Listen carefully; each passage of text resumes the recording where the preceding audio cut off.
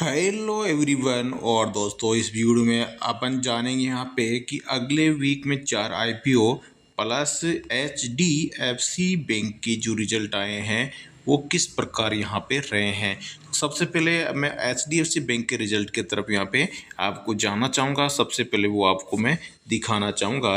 तो HDFC bank का चौथी तिमाही में नेट जो प्रॉफिट है वो 37% यहाँ पे बढ़ा है और 16,511 करोड़ रुपए का प्रॉफिट रहा है। और क्वार्टर 4 जो फाइनेंशियल ईयर 2024 में नेट इंटरेस्ट इनकम इनकी जो रही है वो 29,000 और 76 करोड़ यहाँ पे रही है। और 19.5 रुपये का डिविडेंड यहाँ पे बैंक ने देने की घोषणा यहाँ पे की है। तो बहुत अच्छी खबर है HDFC बैंक के लिए।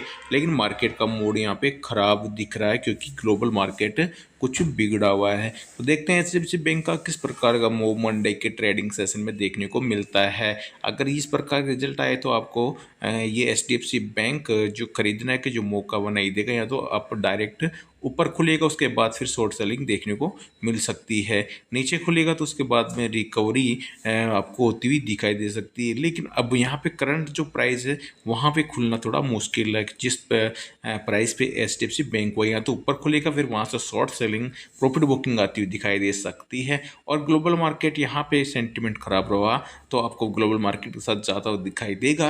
नीचे खुलेगा उसके बाद फिर HDFC बैंक रिजल्ट की तरफ देखेगा और ऊपर आता हुआ दिखाई दे सकता है। तो दोनों ही तरफ से आपको यहाँ पे कहना कि एंट्री जो लेनी है वो आपको यहाँ पे नुकसानदायक हो सकती है अगर आप यहाँ पे इसके अपोजिट कॉल और पुट का लेते हैं। जैसे ऊपर जा रहा है तो आपने कॉल ले लिया तो नुकसानदायक हो सकता है, नीचे जा रहा है और आपने पुट ले लिया तो ऊपर भागेगा तो आपके लिए नुकसानदायक हो सकता है। हाँ, आप यहाँ पे काम कर सकते हैं, नीचे अगर आप ये खुलता है तो आप इसमें होल्डिंग ज़रूर ले सकते हैं। चलिए, देश के सबसे जो बड़ा बैंक है HDFC बैंक ने शनिवार को यानी कि 20 अप्रैल को क्वार्टर 4 जो रिजल्ट है 2024 यानी फाइनेंशियल ईयर 24 की जो चौथी तिमाही के नतीजे यहाँ पे जारी किए हैं। तो यहाँ आपको मैंने बुक पर बता ही दिया है ये सारी चीज़ें, कितना प्रॉफिट हुआ है और कितने करोड़ का इनको प्रॉफिट हुआ है। तो निवेशकों को यहाँ पे 29 पॉइंट यहाँ पे इक्विटी शेयर का डिविडेंड भी यहाँ पे HDFC बैंक यहाँ पे देगा। इसके बारे में भी ऊपर ही आपको यहाँ पे जानकारी यहाँ पे दे दी है। और यहाँ पे जो इसका जो बैंक का जो नेट इंटरेस्ट इनकम जो ईयर टू ईयर यहाँ पे जो रहा है 24.51% बढ़कर यहाँ पे 29,076.82 करोड़ रुपए यहाँ पे रही है। पिछले साल के समान तिमाही में ये भी कितना था यहाँ से देख सकते हैं, 24% कम था। यहाँ पे 23,351.83 करोड़ रुपए यहाँ पे इनकी नेट इंटरेस्ट इनकम रही, जो यहाँ पे अभी इस बार यहाँ पे जंप इनको देखने को मिला है।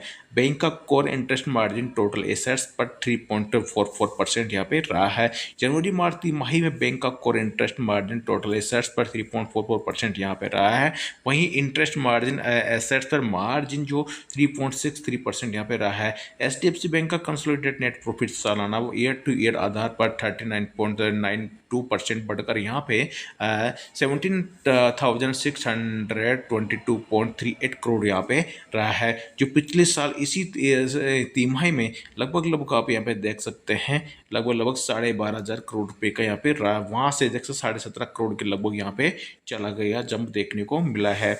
HDFC बैंक का बाकी आप रेवेन्यू यहाँ पे 47.3% बढ़कर यहाँ पे 47,240 करोड़ यहाँ पे रहा है, जो भी यहाँ पे बहुत अच्छा यहाँ पे रिजल्ट यहाँ पे देखने को मिल रहा है। मार्च तिमाही में ऑपरेटिंग एक्सपेंस से यहाँ पे जो देखने को मिल रहा है वो 17,970 करोड़ रुपए यहाँ पे रहा है, जो इसके पहले जो पिछले साल जो कितना था वहाँ पे जो 13,460 करोड़ था उसके बदले यहाँ पे देख सकते हैं 17,970 करोड़ यहाँ पे रहा है। तो इसमें आपको 33% की यहाँ पे जंप देखने को यहाँ पे मिला है। तो ये HDFC बैंक का अच्छा यहाँ पे रिजल्ट रहा है। फिर नीचे भी आपको यहाँ पे मैं दिखा देता हूँ, देख सकते हैं जो शेयर को यहाँ पे 2% की बढ़त के साथ यहाँ पे 1550 रुपये पर शेयर यहाँ पे बंद हुआ है। तो मार्केट कैप यहाँ पे 11.5 लाख करोड़ के पार यहाँ पे पहुंच चुका है। अब देखते हैं नेक्स्ट जो IPO 4 IPO कौन कौन से आने वाले हैं, तो बने रहिए। नेक्स्ट जो वीक है, जो 4 आईपीओ आने वाला है, तो आईपीओ का नाम सुनकर ही निवेशकों के मन में उत्साह यहाँ पे आ जाता है। तो क्योंकि आईपीओ के माध्यम से इस बार देखें तो इस साल से लेकर और पिछले साल से लेकर आईपीओ ने यहाँ पे अच्छे खासे रिटर्न बना के यहाँ पे दिए हैं। लिस्टिंग के दिन से लेकर या फिर अगर एक साल तक होल्ड किया तो अच्छे रिटर्न आईपीओ ने यहाँ पे बना के दिए हैं।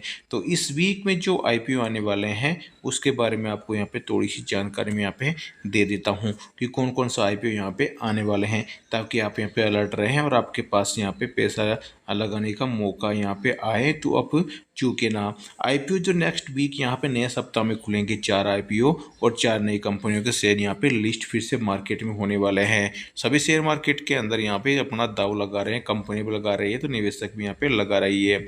तो 22 अप्रैल शुरू हो रहे सप्ताह में प्राइमरी मार्केट में हलचल दूसरे सप्ताह के तेजी ही थोड़ी कम रहेगी। वजह नहीं है, सप्ताह में मेन बोर्ड सेगमेंट्स में केवल एक नया आईपीओ खुल रहा है। साथ ही एसएमई सेगमेंट में खुल रहे नए आईपीओ की संख्या भी 3 हो गई। पहले से खुले पब्लिक इशू के बारे में बात करें तो main board segment Vodafone idea limited FPO और एसएमई सेगमेंट में फॉलकॉन कॉन्सेप्ट आईपीओ है, जिनकी क्लोजिंग नए सप्ताह में यहाँ पे होती हुई दिखाई दे सकती है। वोडाफोन आइडिया 50% से ज़्यादा यहाँ पे सब्सक्राइब हो चुका है। देखते हैं 22 अप्रैल तक कितना सब्सक्राइब यहाँ पे हो पाता है। जहाँ तक लिस्टिंग का सवाल है तो अगले सप्ताह पहले से ही लिस्टेड जो कंपनी है वोडाफोन आइडिया लिमिटेड एफपीओ सूचीबद्ध यहाँ पे होगा। इसके साथ ही एसएमई सेगमेंट की 4 कंपनियां शेयर बाजार में अपनी शुरुआत यहाँ पे करेगी। और आइए जानते हैं कि नए सप्ताह में कौन से आईपीओ खुलने जा रहे हैं, कि किन कंपनियों की यहाँ पे लिस्टिंग यहाँ पे होने वाली है, तो इसके बारे में आपको यहाँ पे बता देता हूँ। Main board segment JNK India IPO, इस पब्लिक इशू के प्राइस पॉइंट की अगर बात करें तो 395 से लेकर 415 तक यहाँ पे इसकी प्राइस यहाँ पे होती हुई दिखाई दे सकती है। आईपीओ यहाँ पे देखिए 23 अप्रैल को खुलेगा और 25 अप्रैल को यहाँ पे क्लोजिंग होगा। इसकी कंपनी की अगर बात करें तो यहाँ पे कितने रुपए यहाँ जुटा सकती है कंपनी, यहाँ पे 649.47 करोड़ रुपए यहाँ पे जुटाना चाहती है। बोले लगाने के लिए लोड साइज यहाँ पे 36 शेयर का यहाँ पे होगा। इसी क्लोज होने के बाद शेयरों की लिस्टिंग बीएसई और एनएसई पर 30 अप्रैल को यहाँ पे होती हुई दिखाई दे सकती है। इसके बारे में आपको यहाँ पे जरूर यहाँ पे दोस्तों जानकारी रखनी चाहिए कि आईपीओ के बारे में आपको यहाँ पे पूरी नॉलेज रहे कि कितना लोड साइज है, कब यहाँ पे खुलेगा, कब क्लोज होगा, कब इसकी लिस्टिंग यहाँ पे होगी। तो सारी जानकारी आपको यहाँ पे दे दी। आप आईपीओ में निवेश कर सकते हैं, अपने एडवाइजर की सलाह लेना ना भूलें। संबंधित खबरें एसएमई सेगमेंट यानी कि वेरिया क्रिएशन आईपीओ जो यह पब्लिक इशू 12 अप्रैल को खुलेगा और 25 अप्रैल को यहाँ पे क्लोजिंग होगा। कंपनी का इरादा यानी कि 20.10 करोड़ रुपए जुटाने का है। आईपीओ के लिए प्राइस पॉइंट यहाँ पे 150 रुपये प्रति शेयर यहाँ पे रखा गया है, 150 रुपये प्रति शेयर यहाँ पे रखा गया है। लोड साइज यहाँ पे आपको रखना होगा 1000 रुपये का। 1000 रुपये से एक भी अगर शेयर कम रहा तो आपको आईपीओ नहीं मिलेगा। आईपीओ क्लोजिंग होने के बाद शेयर की लिस्टिंग बीएसई एनएसई पर 30 अप्रैल को यहाँ पे होती हुई दिखाई देगी। उसके बाद में है जो आईपीओ है वह है शिवम केमिकल आईपीओ, जो कि 20.18 करोड़ रुपए का इस पब्लिक इशू की ओपनिंग 23 अप्रैल को और क्लोजिंग 25 अप्रैल को यहाँ पे होती हुई दिखाई देगी। प्राइस बैंड इसको रखा गया है मात्र 44 रुपये के लोड साइज में, लेकिन 44 रुपये के शेयर में यहाँ पे प्राइस पे रखा गया है। लोड साइज यहाँ पे 3000 शेयर होगा, यहाँ पे आपको लेना होगा। 3000 मल्टीप्लाई 44 आपको यहाँ पे करना होगा। जितना पैसा आ रहा है उस पैसों को आपको दोस्तों यहाँ पे आईपीओ आप यहाँ पे लगा सकते हैं। इसके नीचे एक भी शेयर रहा तो आपको आईपीओ नहीं मिलेगा। आईपीओ क्लोज होने के बाद शेयर की लिस्टिंग बीएसई एनएसई पर यहाँ पे बीएसई एसएमई पर यहाँ पे 30 अप्रैल को होती हुई दिखाई दे सकती है। तो बीएसई जो एसएमई सेगमेंट है वहाँ पे होगी। मैं इतनी देर से जो बीएसई डायरेक्ट एनएसई बोल रहा, तो एनएसई नहीं है ये, बीएसई एसएमई, क्योंकि जल्दबाजी में आपको पता है कि बीएसई के साथ एनएसई नाम आता है तो इस वजह से बोल दिया होगा मैंने। तो आपके पास में यहाँ पे फिर जो नेक्स्ट जो आईपीओ है वो कौन सा आने वाला है, जो आपको यहाँ पे है एमफोर्स ऑटोटेक ऑटोटेक IPO, तो एमफोर्स ऑटोटेक IPO यहाँ पे लगभग 54 करोड़ रुपए जुटाने की योजना बना रही है कंपनी। और 23 अप्रैल को यहाँ पे IPO के यहाँ पे शुरुआत होगी, उसके बाद 25 अप्रैल को IPO यहाँ पे क्लोज हो जाएगा। इसका जो प्राइस बैंड रहेगी यहाँ पे 293 से 98 रुपये प्रति शेयर यहाँ पे लॉट रहेगी। और लॉट साइज यहाँ पे 1200 रुपये आप यहाँ पे लगा के चलेंगे। 1200 रुपये को आपको मल्टीप्लाई करना होगा 98 से, क्योंकि अपर बैंड से ही यहाँ पे हमेशा मल्टीप्लाई लॉट साइज यहाँ पे होता है। इसी क्लोज होने के बाद शेयरों की लिस्टिंग यहाँ पे BSE SME पर यहाँ पे सभी की लिस्टिंग यहाँ पे 30 अप्रैल को यहाँ पे होती हुई दिखाई दे सकती है। पहले से खुले IPO जो FPO कौन कौन से हैं, पहले से खुले जो दोस्तों, अगर IPO FPO की बात करें तो IPO तो नहीं लेकिन FPO जरूर है। वोडाफोन आइडिया का फॉलो ऑन पब्लिक ऑफर है जो कि 18,000 करोड़ रुपए का तक का सबसे बड़ा यहाँ पे FPO है। और VI FPO 18 अप्रैल को खुला था और सोमवार 22 अप्रैल को यहाँ पे बंद होगा। प्राइस बैंड यहाँ पे 10 से 11 रुपये यहाँ पे रखा गया है। लॉट साइज यहाँ पे 1298 रुपये का यहाँ शेयर होगा यहाँ पे रखा गया है। FPO की लिस्टिंग BSE और NSE पे यहाँ पे देखो, यहाँ पे BSE आया, वहाँ पे SME आया था, लेकिन यहाँ पे मैंने कहा ना BSE की तो NSE आया था, तो यहाँ पे देखो NSE आया है। तो FPO की यहाँ पे जो लिस्टिंग है, जो शेयर है BSE और NSE पर आपको यहाँ पे दे दिए जाएंगे, 25 अप्रैल को यहाँ पे दे दिए जाएंगे। और अब तक ये है 0.54 गुना सब्सक्राइब यहाँ पे IPO यहाँ पे हो चुका है, जो कि मैंने आपको बताया था कि 50% से ज़्यादा यहाँ पे हो चुका है। और फॉलकॉन कॉन्सेप्ट IPO ये लास्ट IPO है दोस्तों, जो आपके बारे में इसके बारे में आपको बता दूं। 19 अप्रैल को ये खुला था और 23 अप्रैल को ये बंद होने वाला है। कंपनी का जो इरादा है यानी कि 12.09 करोड़ रुपए जुटाना है। और इसका जो प्राइस बैंड है वो 62 रुपये यहाँ पे प्राइस बैंड यहाँ पे इस कंपनी ने रखा है। लोड साइज यहाँ पे रहा है 2000 शेयर्स का यहाँ पे लोड साइज रहा है। तो IPO की क्लोजिंग जो यहाँ पे होगी, जो IPO के जो क्लोज होने के बाद जो लिस्टिंग होगी यहाँ पे BSE, देखो यहाँ पे NSE नहीं है ना, BSE होने, BSE में SME जो सेगमेंट है वो SME जो इसका जो एक कोड है, यानी कि जैसे कि T ग्रुप की कंपनी है, Z ग्रुप की कंपनी है, तो S ग्रुप की कंपनी है SME, तो ये ग्रुप है यहाँ पे। तो इस प्रकार यहाँ पे 26 अप्रैल को यहाँ पे ये होती हुई लिस्टिंग दिखाई दे सकती है। लिस्ट होने वाली जो कंपनियां हैं मेन बोर्ड सेगमेंट में 25 अप्रैल को Vodafone idea limited, FPO BSE और NSE पर लिस्ट होगा। SME सेगमेंट में जो 22 अप्रैल को ये क्या है ग्रीन हाईटेक वेंचर IPO और BSE SME पर दस्तक देगा। 23 अप्रैल को यहाँ पे ग्रिल स्प्लेंडर्स यहाँ पे सर्विसेज लिमिटेड IPO होगा।